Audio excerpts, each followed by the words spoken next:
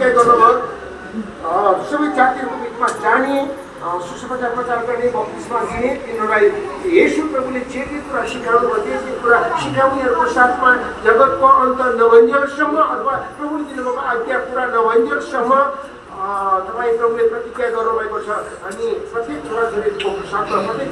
जीवनको साथमा प्रत्येक मण्डली परिवारको साथमा तपाईँ हुनेछु भनेर गर्नुभएको प्रतिज्ञाको लागि धन्यवादका साथ यो मण्डलीलाई धेरै पनि तपाईँ प्रभुको समर्पण गर्दछु। बालबालिकाहरूको जीवनमा वृद्धि, जवान पिँढीहरूको बिचमा वृद्धि, विवाहित श्रीमान श्रीमतीको बिचमा वृद्धि, जागृति नानी पुरुष वृद्ध वृद्धहरूको बिचमा वृद्धि,